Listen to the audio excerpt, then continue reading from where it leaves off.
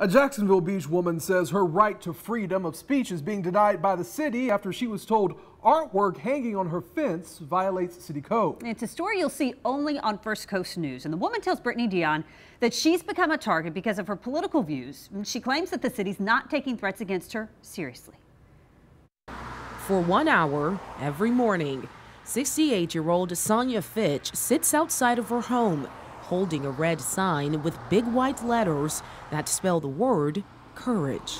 I grew up in a Georgia where the colored signs were still over the bathrooms. My parents have never, ever accepted that as the way it should be in the South. Fitch says she's dedicated her life to activism and education, becoming an elementary school teacher.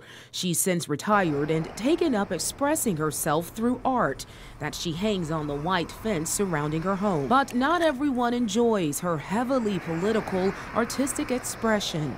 They don't like your artwork. They don't like that I'm opposed to Trump. She started what she calls a peaceful protest a few short years ago. In May of 2015.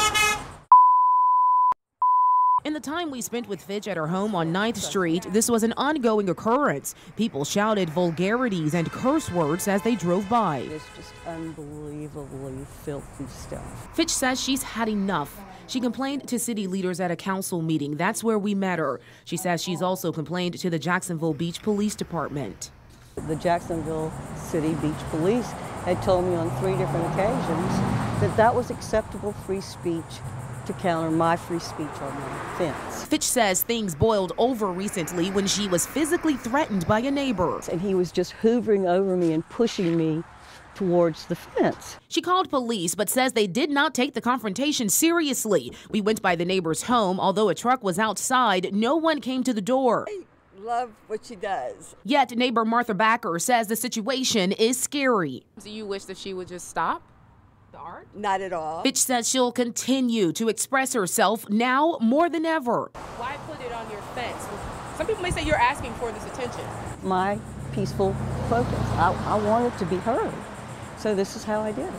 So for 1 hour every morning, she'll sit outside of her home holding a red sign with big white letters that spell the word courage. That was Brittany Dion with that report tonight. And Fitch says she's been summoned to a special magistrate hearing as city leaders claim that she's violating the city's temporary signs code. A date and a time for that meeting has not yet been set. We did reach out to the city and the Jacksonville Beach Police Department for comment. We'll update this story when we hear back.